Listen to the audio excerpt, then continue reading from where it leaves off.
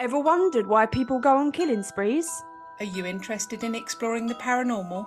Baffled by stories of previous lives? Well, so are we. In each episode, we'll be discussing the weird and wonderful stories of some truly confusing phenomenons and some horrific true crime cases.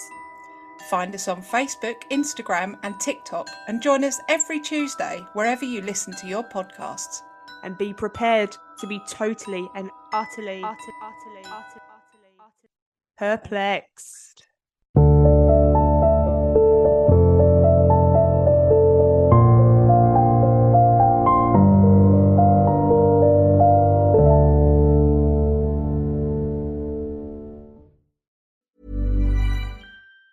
Did you know that foreign investors are quietly funding lawsuits in American courts through a practice called third-party litigation funding? Shadowy overseas funders are paying to sue American companies in our courts, and they don't pay a dime in U.S. taxes if there is an award or settlement. They profit tax-free from our legal system, while U.S. companies are tied up in court, and American families pay the price, to the tune of $5,000 a year. But there is a solution. A new proposal before Congress would close this loophole and ensure these foreign investors pay taxes, just like the actual plaintiffs have to.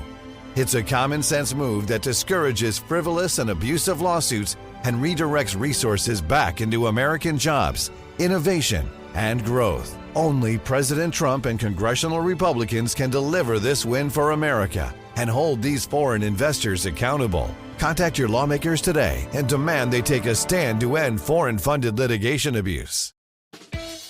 Picture this, you're halfway through a DIY car fix, tools scattered everywhere, and boom, you realise you're missing a part. It's okay, because you know whatever it is, it's on eBay. They've got everything, brakes, headlights, cold air intakes, whatever you need, and it's guaranteed to fit, which means no more crossing your fingers and hoping you ordered the right thing. All the parts you need at prices you'll love, guaranteed to fit every time. eBay, things people love. Everybody, it is spring, and in springtime, I want to start with my best foot forward. I want to make some changes, some lasting changes, hopefully, which I'm not very good at. But I can this season with 2-minute meals from Factor. Eating well has never been this easy. Just heat them up and enjoy, and they give you more time to stick to your goals and do what you want to do. Factor meals arrive fresh and ready to eat, perfect for any lifestyle. With 45 weekly menu options, yes, 45, you can pick gourmet meals that fit your goals. Calorie Smart, Protein Plus, Keto, more. They have it. You want it. You're going to love it. Factor powers your day with satisfying breakfasts, on-the-go lunches, premium dinners, and guilt-free snacks and desserts. This spring, it's easy to savor more. Factor meals pack in the flavor with, I promise you, none of the fuss. I've tried many Factor meals at this point. I'm always skeptical because, again, I don't want to endorse a product that I'm not totally on board with. But let me tell you, Factor meals are delicious. Every one, every time. I love their pastas. I love their chicken, which is always well seasoned, but I especially love their filet mignon. Yes, you can get filet mignon. Their garlic filet mignon and tomato risotto is one of my favorites. It is delicious, and you don't feel deprived of anything, let me tell you. Not only that, I'm just talking about dinners. There's breakfast, there's shakes, there's all kinds of things for all kinds of days, all kinds of lifestyles, and they're all incredibly satisfying. Get started at factormeals.com/ghosttown50off and use code ghosttown50off to get 50% off plus free shipping on your first box. That's code ghosttown50off at factormeals.com/ghosttown50off for 50% off plus free shipping. Enjoy! Uneasy Rider. I'm Jason Horton. I'm Rebecca Lieb. And this is Ghost Town.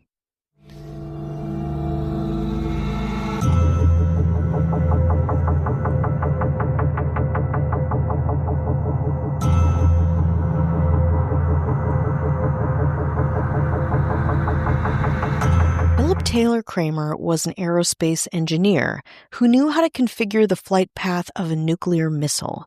He was a computer executive who worked on revolutionary technology to compress and transmit data. He was a student of theoretical physics whose work he believed could transport objects faster than the speed of light. But his claim to fame wasn't any of these incredibly impressive things. You see, Kramer was also a rock star, the bassist of the iconic psychedelic prog rock band Iron Butterfly. But this episode isn't even about that. On February 12th, 1995, Kramer, the millionaire rock star physicist tech mogul, disappeared with 40 cents in his pocket and countless secrets that involved space travel, privileged government information, and even the O.J. Simpson trial. Today on Ghost Town, the disappearance of Philip Taylor Kramer. Born in Youngstown, Ohio, on July 12, 1952, Kramer had always been a curious, artistic child. He was the son of academics, and his father, a local professor of electrical engineering, was obsessed with trying to disprove Einstein's theories. Well, specifically one, that objects cannot travel faster than the speed of light.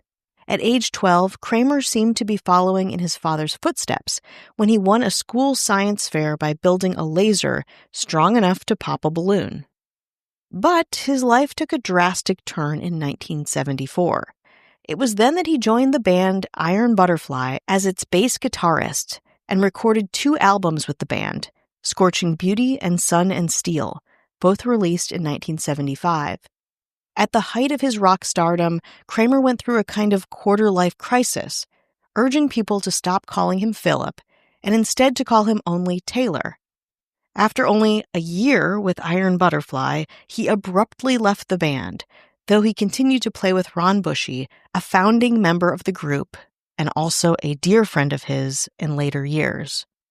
Anyhow, after leaving Iron Butterfly, Kramer got a degree in aerospace engineering from the Western States College of Engineering.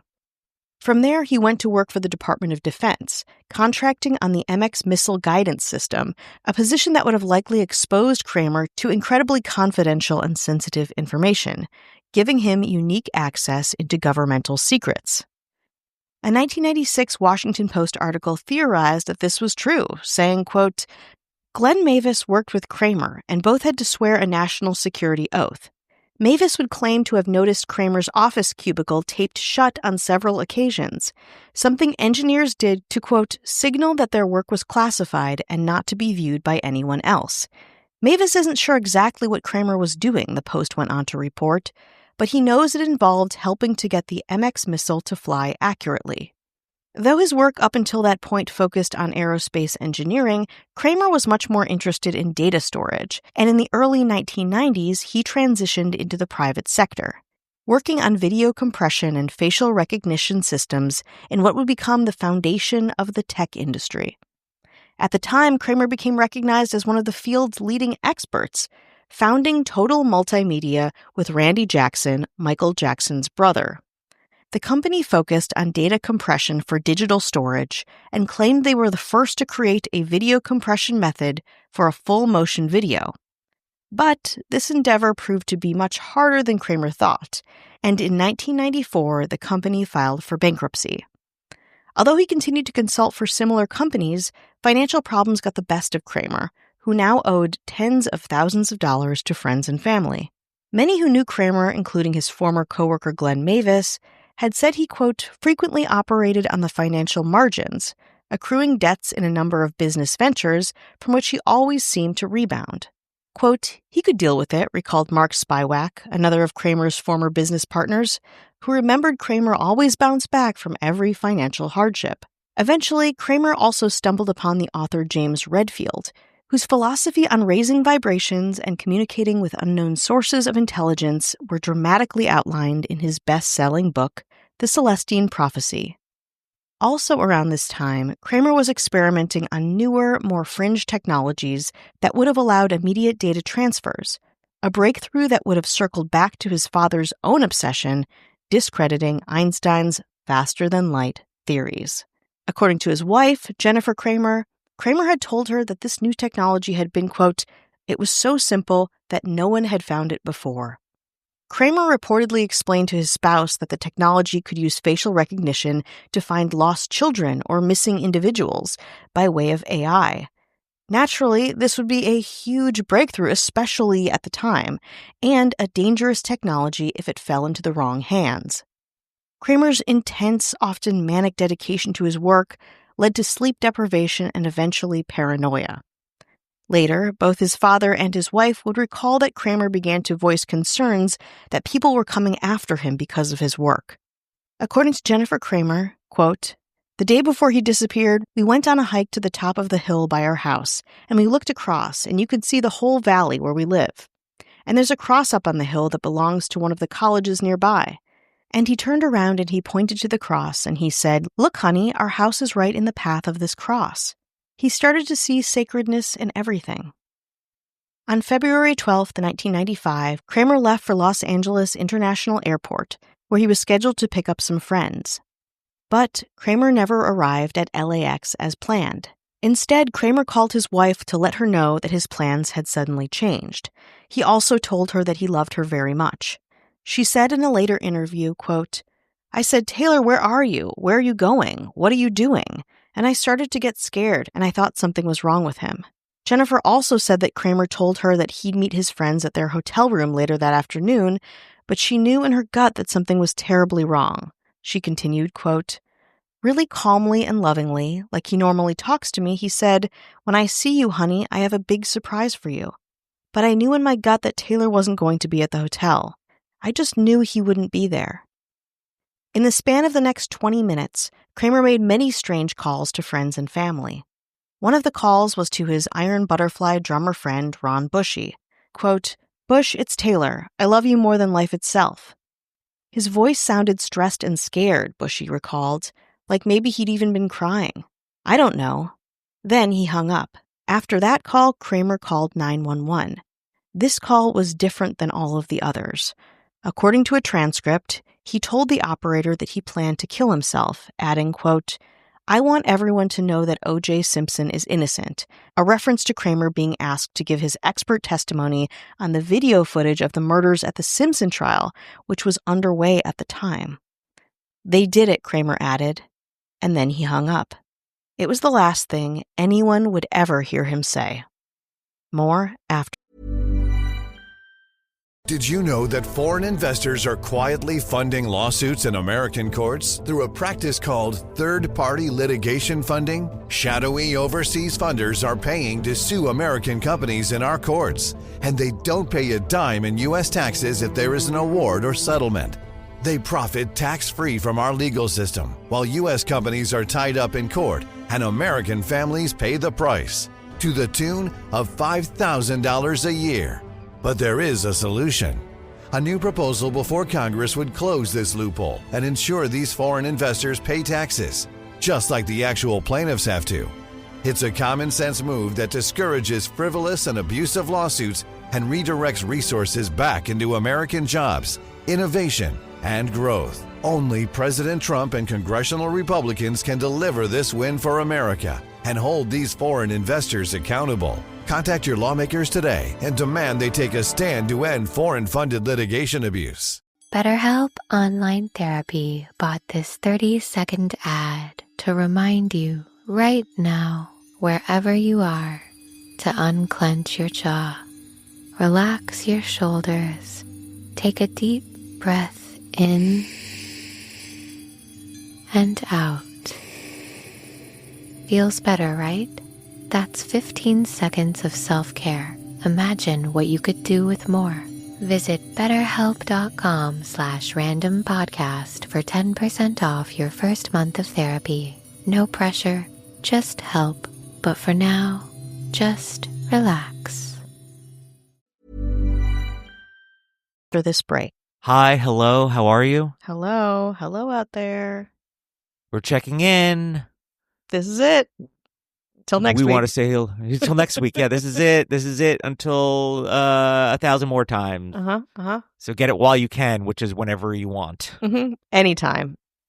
We want to say hello to anyone who's listening, supporting us, spreading the good word of Ghost Town. Thank you so much. Thank you. And our government. The mayors. Now, they were once missing members of bands as well. Luckily, they were found. You don't really hear about them being part of these bands. They just pretty much been omitted from their because it's history. so niche. It's so mysterious and so niche and so cool. This first mayor was the additional cello player of Sixpence None the Richer. Oh, wow. Plus one Kiss Me? cello. Yeah, Yeah. I remember Kiss Me. It's the 90s anthem, Kiss Me. Yeah. Everyone learned that on acoustic guitar at my Jewish camp. They were like, hey, we got the one cello player. We're about to hit it big. We can't really lugging around another cello. Mm-hmm, mm-hmm. Well, that would be our mayor, Ashley Matson. Hello. This mayor was a member of the Canadian band Len with their hit Steal My Sunshine. Yeah, and Graduation, or am I getting that wrong? No, I think the Graduation might be, was that Vitamin C? No, you're right. That's Vitamin C. They're the Yeah. same band to me. Yeah. This is hitting back to my high school years quite Yeah. a bit. They were additional rapper. They're And they "We were need like, you know someone what? white, and we need them now. They were like, you know what? I think we already got that covered, and we really don't need a rap break in this song that's relatively repetitive. Mm-hmm. So, unfortunately, for Chris Hernandez, he was sacked. Sorry, Chris. This mayor was in the band The Verve Pipe. Yeah. I Song loved Cruel Freshman? Intentions. Yeah. Yeah. This person was the 7-string bass player. Wow. And they were like, you know what? The song doesn't really need it. It's got a We lot already got going the on. We already got the 4-string bass, and it's like, it's great you have a 7-string bass and you know how to play it, Mm-hmm. but we're kind of good. Hmm. So that was unfortunate for Kat Joselle. Sorry. This mayor was a member of the band Third Eye Blind, Yeah. San Francisco action. Whoa. They were like, we don't need another singer at all. We already got, with Stephen Perkins, we already Wow. got him. You know a lot about Third Eye Blind. I'm like a trivia, like whatever. They were like, we're really good. Like, we just don't need another singer. We don't need another lead singer. So this person moved from the great state of New Jersey all the way to San Francisco just to find out. They're like, we're just going to go with the one singer. Wow, what is this, like the oral history of Third Eye Blind featuring Pretty much. our governor? Well, that would be our mayor, Kelly Meehan. Hello. This mayor was, for some reason, they were like, you know what? We need another cello player. We're like, we need a cello player. And then the band Puddle of Mud realized, you know what? Our music doesn't need it at all. It was like for one song, and then they scrapped it. They're like, no, we're just gonna be kind of terrible, kind of misogynistic. Yeah, Like, we're going to do our own shitty thing. Thank you very Yeah. much. we don't need this cello player. Unfortunately, spent so much money on it and had it Mhm. shipped out there. It's tough. Our mayor, Marissa Rothermel. Hello. Our governor Mm. was and still is a member of a band Mm-hmm. legally called the Beatles. Yeah, never heard of her. She wants it that way. Yeah.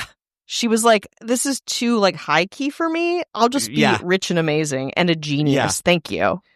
It's like anytime the Beatles legacy wants to make a move, Mm-hmm. they got to ask not the fifth member, the No. first member. The founding member, George Martin, get the fuck out of here. Ringo Starr? You Rewritten. wish. You History has fucking been wish. Rewritten. That's the rules, baby. That's the Mhm. power she wields. Mm-hmm. Mm-hmm. That would be our governor. Avian Noble. If you want no ads, no chit chat, 7 days free, bonus episodes, head on over to patreon.com/ghosttownpod. Want to get back into it? Let's do it. On February 12th, 1995, Kramer made some calls to friends, family, and 911, and then nobody ever heard from him again. Because of his own fame and his pioneering work, Kramer's disappearance attracted immediate attention. A segment about him aired on The Oprah Winfrey Show and on America's Most Wanted, as Kramer's family worked to obtain any information they could. At 6'5" and weighing 220 pounds, Kramer would have been hard to miss, and many people came forward saying that they had in fact seen him after February 12th, but from this, no substantial leads were gained. 4 years later, in May of 1999, was the next big lead in the case.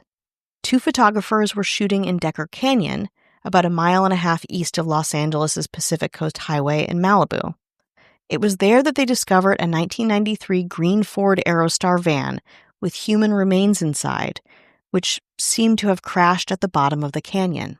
Quote, "We came upon a Ford Aerostar which was fairly intact for the backside," one of the hikers said in a later interview. "We had to shimmy around to get to the front end. It was completely smashed, the windshield was completely shattered." One of the photographers then looked into the passenger's side window and saw what appeared to be a human leg bone sticking up from the back seat. Quote, "I freaked and told my friend. My friend said, 'No way.' I said, 'You're probably right, it couldn't be. It's just a stick shift.'" After calling the police, the van was ID'd as Kramer's. According to dental records, the remains found within the van were also Kramer's. Although his estimated value was in the millions, a total of just 40 cents was found in his pocket. Though Kramer's body had now been found, many questions, of course, still needed to be answered. Mainly, how did he and his car end up at the bottom of this canyon, and why? Both local police and the FBI investigated Kramer's death, which was ultimately ruled a probable suicide. Quote, "We've got no motive," said private investigator Chuck Carter, a former police officer and DEA agent hired by Kramer's business partners to investigate the case. Based on the coroner's report, it seemed that Kramer died only a short time after he disappeared. With his fragile mental state, as well as his lack of sleep in the weeks leading up to his disappearance, all pointed to the likelihood of suicide, authorities said, although of course many loose ends remained. But his family and friends had huge doubts about the conclusion of suicide. Quote, "My brother would not have left his family," Kramer's sister said in an interview with VH1. His widow Jennifer told the LA Times that Kramer would, quote, "never for any reason or under any circumstances allow himself to completely abandon the family he loves more than life itself." Ron Bushy, Kramer's best friend and former Iron Butterfly bandmate, said, quote, "Somebody put a gun to his head." Bushy explained to the Washington Post that he believed Kramer had been killed, quote, "because he just made a breakthrough in this new technology." Kramer's father agreed with Bushy and also gave more information about perhaps a bigger conspiracy at play. Quote, "Taylor had told me a long time before that there was people giving him problems," he said. "They wanted what he was doing, and several of them had threatened him. He told me, if I ever say I'm going to kill myself, don't you believe it. I'm going to be needing help." Of course, theories grew. Was foul play actually involved? Did Kramer know highly confidential government secrets that he was about to spill or sell or someone else wanted? Or even was he murdered because he had privileged information about the O.J. Simpson case? Of course, many Reddit threads still wonder what happened to the 42-year-old and theorize that along with suicide, maybe Kramer had a fatal manic or schizophrenic episode. Or it was a random accident, or it was murder. Unfortunately, we might never know what really happened to Kramer, but his larger-than-life story is a lightning rod for curiosity, intrigue, reflection, and of course, conspiracy.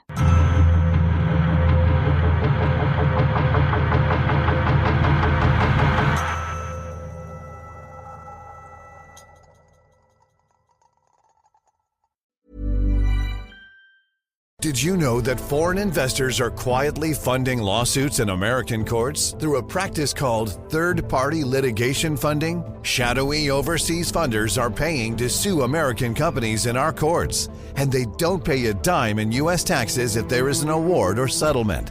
They profit tax-free from our legal system, while U.S. companies are tied up in court, and American families pay the price, to the tune of $5,000 a year. But there is a solution. A new proposal before Congress would close this loophole and ensure these foreign investors pay taxes, just like the actual plaintiffs have to. It's a common-sense move that discourages frivolous and abusive lawsuits and redirects resources back into American jobs, innovation, and growth. Only President Trump and congressional Republicans can deliver this win for America and hold these foreign investors accountable. Contact your lawmakers today and demand they take a stand to end foreign-funded litigation abuse. If you work as a manufacturing facilities engineer, installing a new piece of equipment can be as complex as the machinery itself. From prep work to alignment and testing, it's your team's job to put it all together. That's why it's good to have Grainger on your side. With industrial-grade products and next-day delivery, Grainger helps ensure you have everything you need close at hand through every step of the installation. Call 1-800-GRAINGER, click Grainger.com, or just stop by. Grainger, for the ones who get it done. Optimize your nutrition this year with Factor, America's #1 ready-to-eat meal service. Factor's fresh, never-frozen meals are dietitian-approved, ready to eat in just 2 minutes. Choose from 40 weekly options across 8 dietary preferences, like Calorie Smart, Protein Plus, and Keto. Eat smarter at factormeals.com/listen50 and use code LISTEN50 for 50% off plus free shipping on your first box. Factormeals.com/listen50, code LISTEN50.